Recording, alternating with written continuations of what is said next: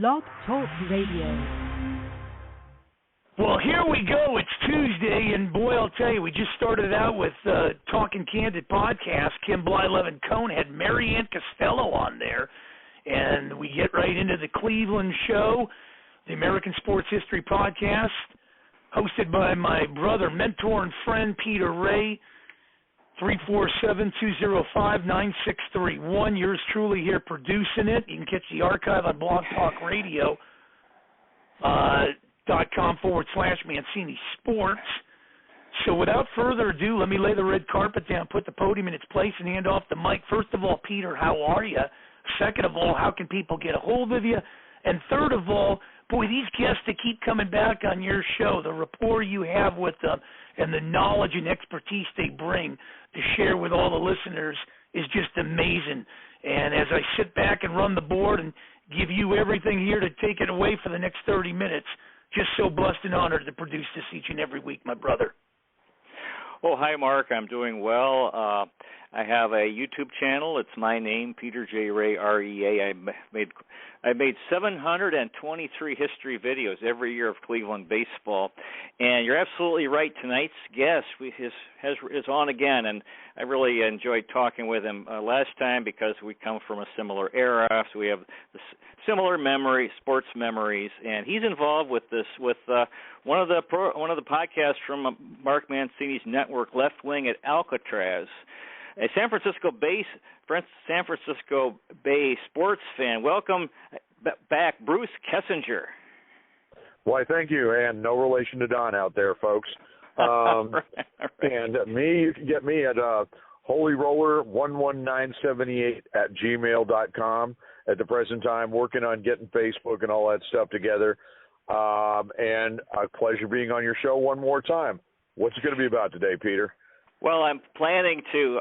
My plan was to talk MLB history, 1960 to 1990, and I thought we'd start off with the 60s. I'll lay out my thoughts, and then you can respond. 1960, of course, the only walk-off Game 7 World Series winner, Bill Mazeroski, the Pittsburgh Pirates. Of course, that's just what could be better than that, and so I'm sure Mark Mancini, all Pirates fans, that'll always be a wonderful memory.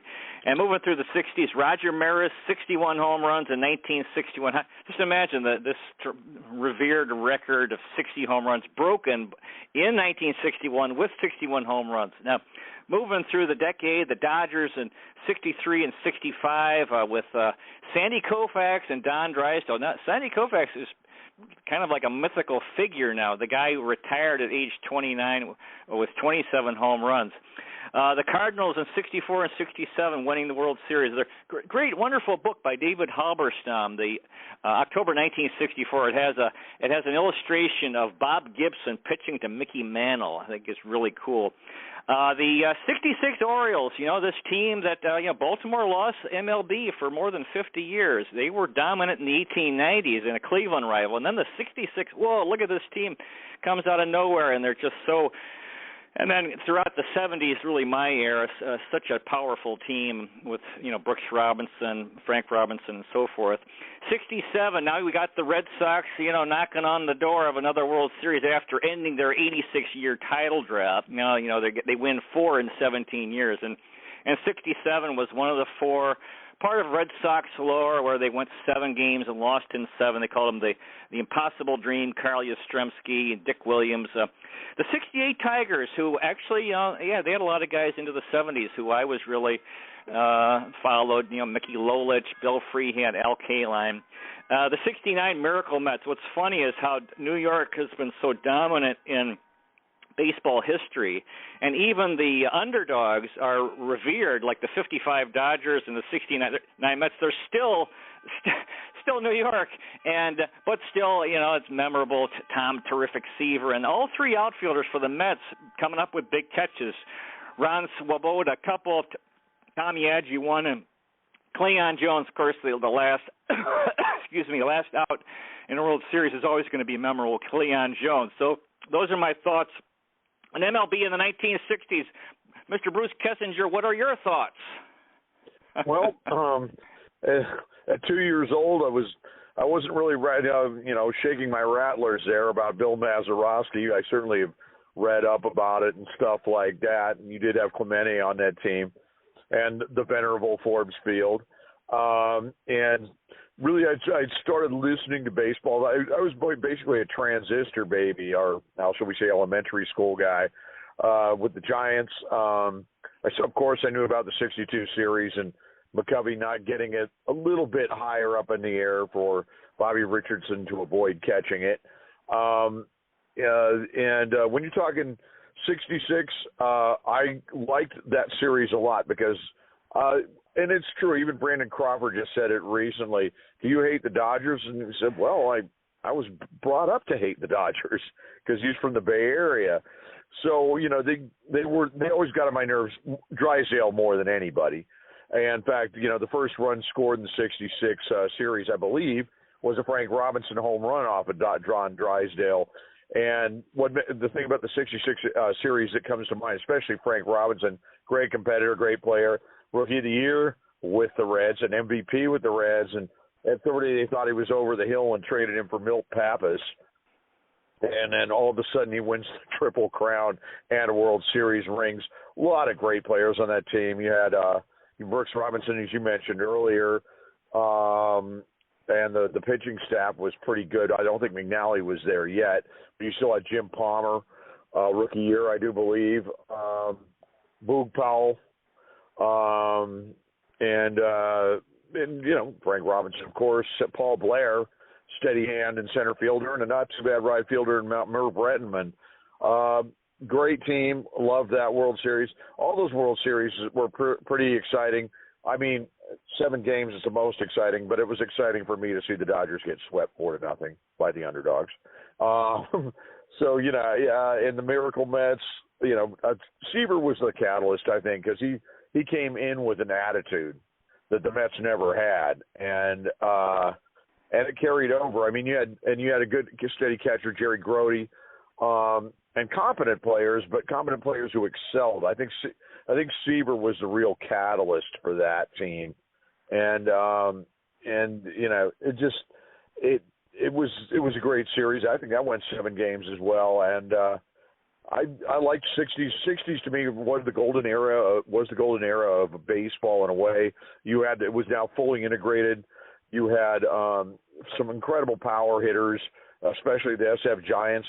I think we were just one pitcher short or a shortstop short of winning a World Series there, because you had the Mays, McCovey, Cepeda era, and even when Cepeda left, you had Jim Ray Hart was a replacement, and they kind of had to trade Cepeda in a way because you couldn't have 2 first basemen, which McCovey was, and they traded for a left-hander who was competent, not over the top, and that being Ray Sadecki. Great pickoff move. But yeah, it was, and when they recently, about maybe 10 or 15 years ago, there was an interview where they had with McCovey, and it's like, you know what your salary would have commanded today if you played? And he said, I don't mind that. He said, I had the pleasure of playing in an era with so many great players, and I just loved that comment. And that was the kind of guy he was. That's who I was raised on. My mom loved him. And, for being such a gentle-sounding guy, if you were on the mound and you were pitching to him, that was the most intimidating hitter in baseball, in my opinion. Anyway, that's sort of my thing on the '60s. You want to move on from there, Peter, or you want to continue? We've got some comments from listeners. Sal from Germantown, Pennsylvania. Hi, Sal. Thanks for listening. He says that, Bruce, you're the normal one out of Alcatraz. And from Huntington Beach, she says some nice things to say. She says, hi, Bruce, see you Thursday, Alcatraz. Dan from Spokane, Washington, wants to know about our thoughts on John Gruden. John Gruden won an NFL title with Tampa, and at a young age. He wrote a book, something about getting a very little sleep, and I'm not in favor of this woke stuff, and this whole things that are happening now that are just I don't support it at all. I think he's a good, and I think eventually somebody will pick him up, because I think he's a good coach. Just kind of like when in Cleveland we had Kareem Hunt hit a woman, and it was videotaped. He was one of the best running back. He got released by Kansas City, and Cleveland picked him up. Waited a while, we picked him up, and so anyway, what are your thoughts about John Gruden getting fired by the Raiders? Yeah, okay, and I understand the counterpoint as far as other players are concerned, and Kareem Hunt's still around. I mean, Ray Rice disappeared after he threw the left hook there in the elevator. But yeah, Gruden, there's something troublesome to me about Gruden, and this is where it's at with me. You were in football for 40 years, and you were did you just put on an act with all the professional black people that you had been surrounded with on the sidelines, in the announcing booth, as a player when he was in college? That's very odd to me. Or I mean, how can you sit there and put on an act like that for 40 years?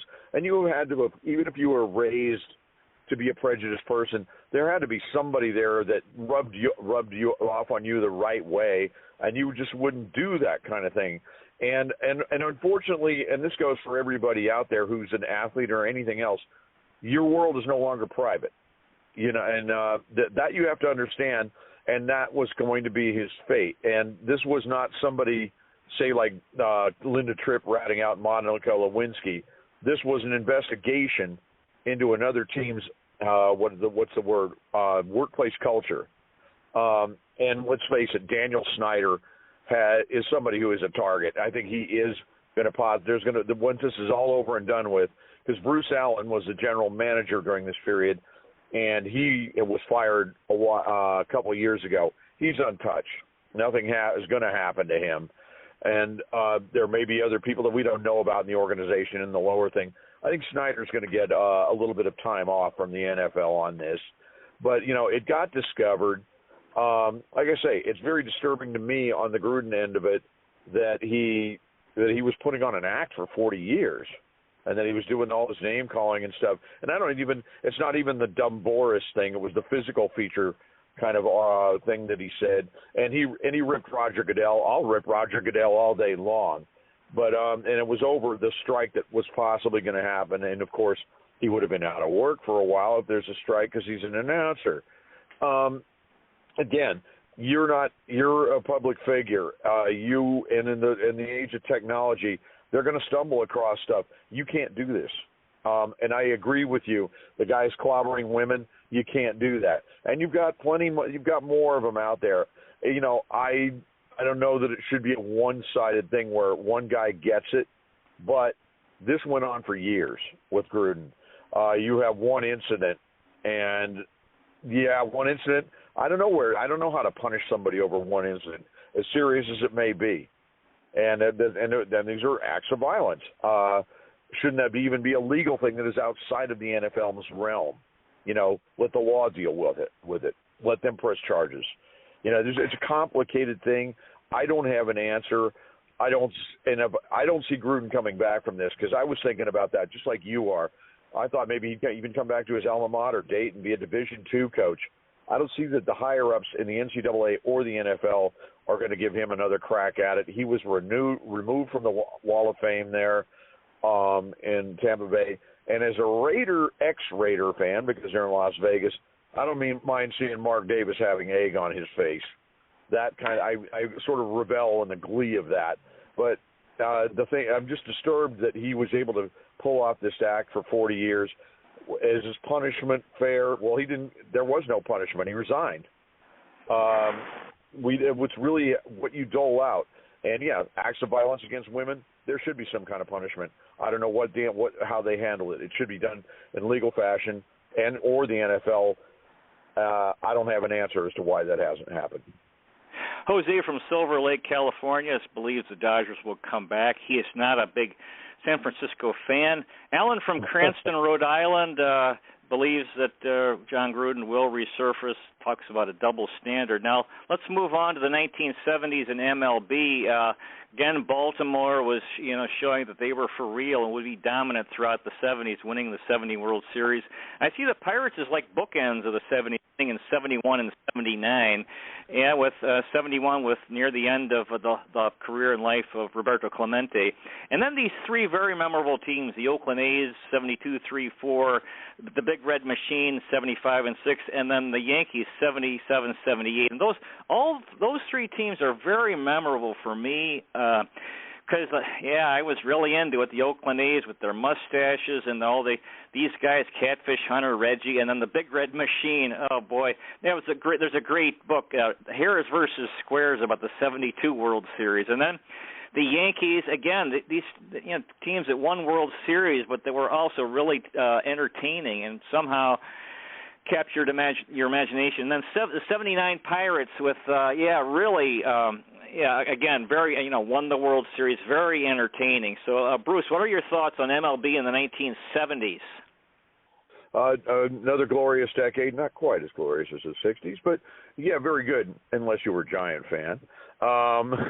You certainly, I remember them pretty well. That first Oriole team, 70, against the Reds, you had the 4 20-game winners, McNally, Dobson, Palmer, and, Mike Cuellar. A dominant team without question. And what's interesting to me about that, if we're going to go swinging toward the Reds here, was they won a World Series with that team and then traded 3 of those players to Houston to get Joe Morgan, was Lee May, Tommy Helms, and Jimmy Stewart, I believe, for Geronimo, Morgan, and Jack Billingham. And it took that general manager who trades 3 members of a World Series team to another team and then comes up big with the Red Machine. That I consider as one of the more brilliant general manager type moves, because Morgan was better than average. I mean, even better than average with Houston. It's like hitting 290 for him. Great base runner, fielder, whatever. But then it's all of a sudden it was superstar with the Reds. That one always caught me, is that you got traded 3 World Series player, albeit on the losing side of it, and then got these 3 guys, and then just wham, you're that good. In fact, almost invincible, although they did lose to the 72 A's there. And another, by the way, for all you A's fans there, moment of silence here for Ray Fosse, the announcer and former catcher for your Cleveland Indians and the Oakland A's, who passed this week. Those teams are very, very colorful. 2 out of 3 of those series with them went 7 games. Raleigh fingers. What can I say? The handlebar mustache. Yankees love Billy Martin style. You're never going to see managers like that now with these instant replay. Pinella may be the last where you have them throwing major tantrums that were entertaining with the umpires there, Earl Weaver, Billy Martin, Pinella, and there was probably a couple I'm missing here. And, of course, Dave Farker, the We Are Family, Omar Moreno, Richie Zisk. I'd probably name that whole team, but I'm not going to go all the way with this. But it was those 2 decades to me are the most entertaining in baseball history. And there was, the arguable play as far as they call Willie Mays' catch the greatest catch in history. I say Joe Rudy off of Dennis Mankey and with the pinch hit in the 72 World Series. That, for me, was the catch of World Series history. Back to you. Dear listeners, the phone number is 347-205-9631. You can call if you have a comment or question, and we'll see if we can intelligently respond. And moving on to the 1980s, here we're just zooming through MLB history. One of my favorite teams, the 80 Phillies, because they ended up a 97-year title drought for the Philadelphia Phillies, and they had and the Pete Rose effect. This is one of the things I think. Look at this guy. I'm a supporter of Pete Rose, and I think he had a big effect on helping them end a 97-year title drought. And then Tug McGraw, who's also very entertaining. The 81 Dodgers with Fernando Valenzuela, Fernando Mania. 82 World Series in Milwaukee Brewers. I was really hoping the Brewers would win this year because they had the longest title drought of any of the teams still, or to make the playoffs. 83 Orioles, that's their last title.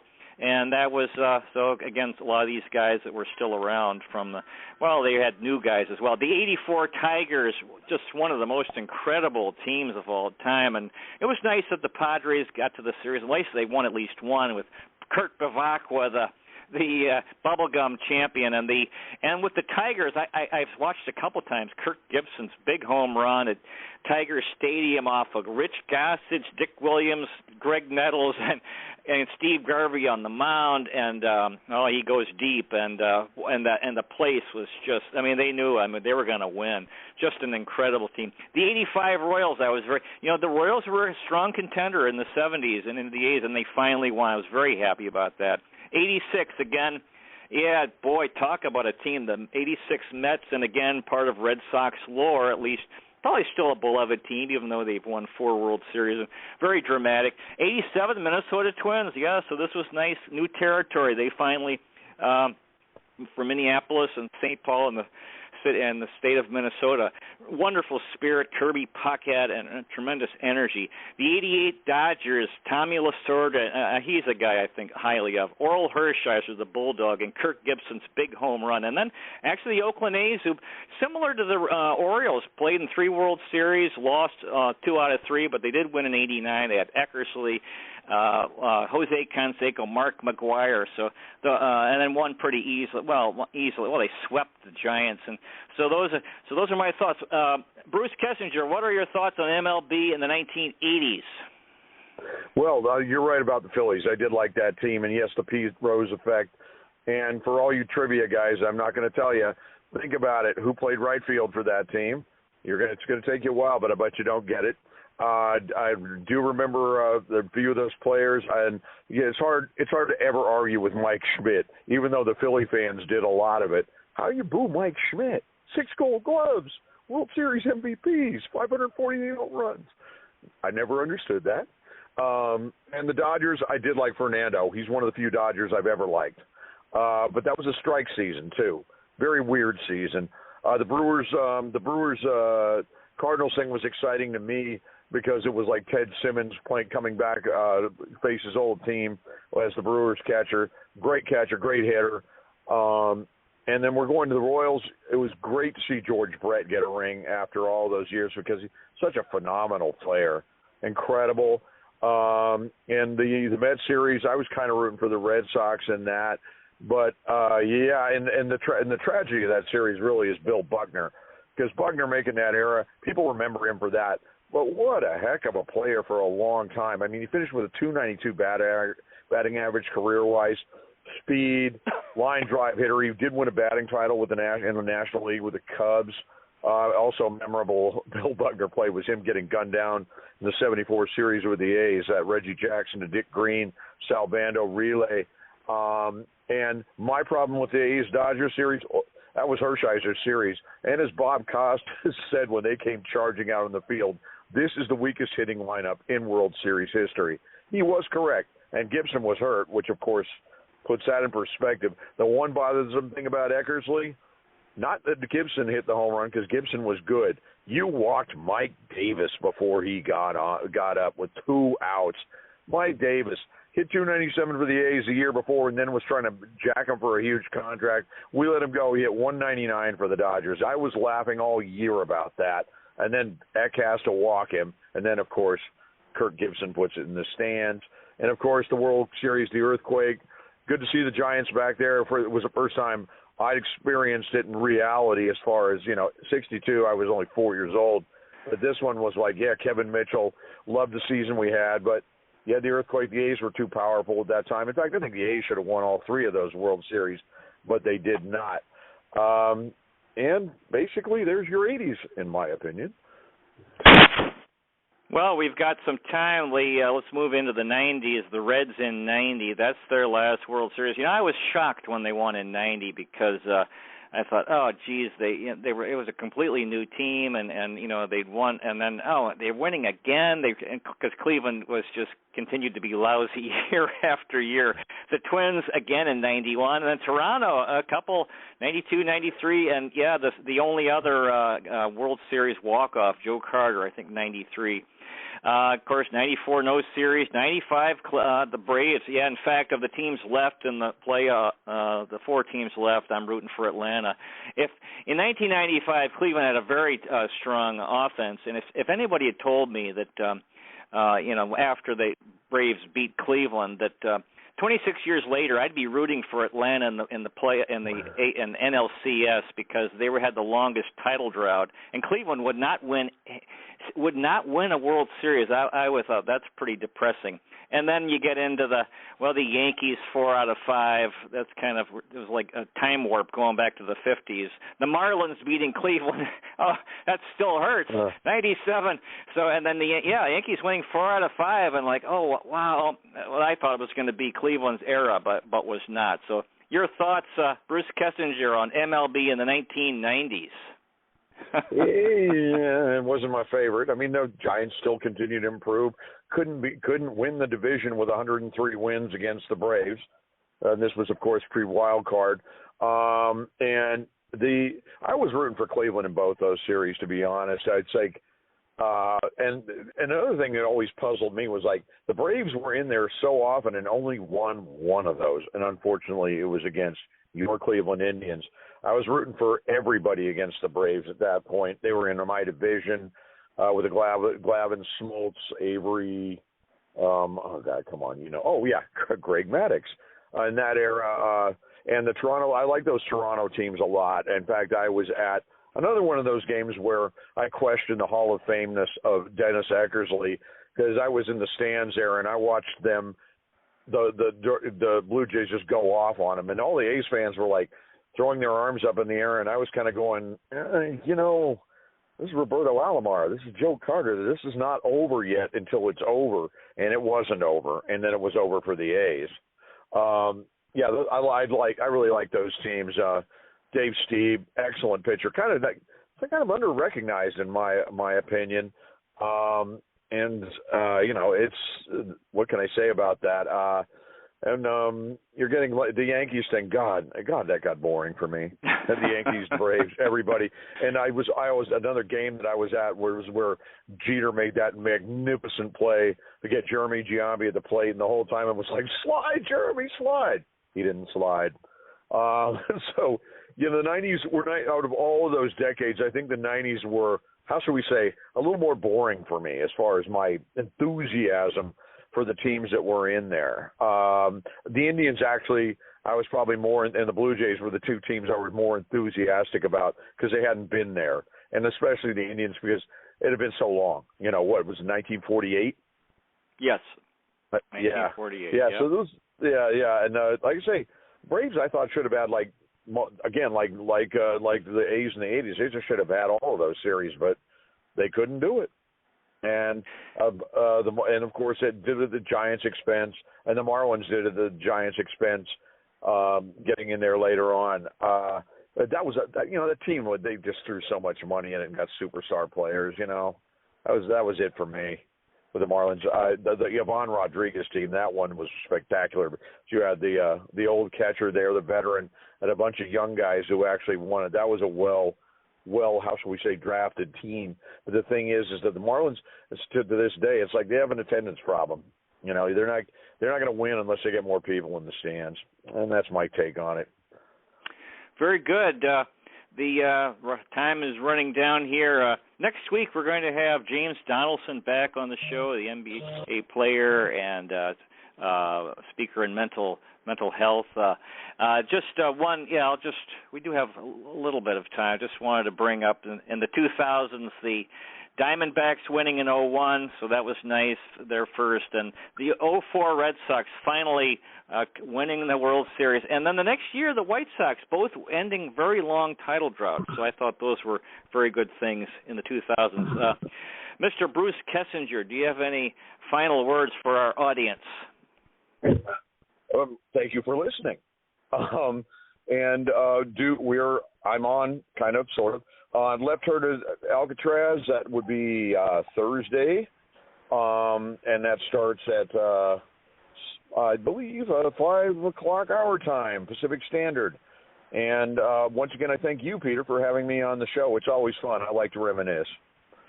Yeah, it's wonderful talking to people the similar age, similar memories, and you bring out these names from the past, and it's really fun to do that. And so I really am glad to have you on the show again and take a stroll through memory lane. Wonderful having on the show Mr. Bruce Kessinger. Dear listener, thank you much. Sure thing. Dear listener, may the road rise to meet you. May the wind be at your back. May the sun shine warm upon your face and rains fall soft upon your fields. And until we meet again, may God hold you in the palm of his hand. Good night, everybody. Thanks again, Mr. Bruce Kessinger.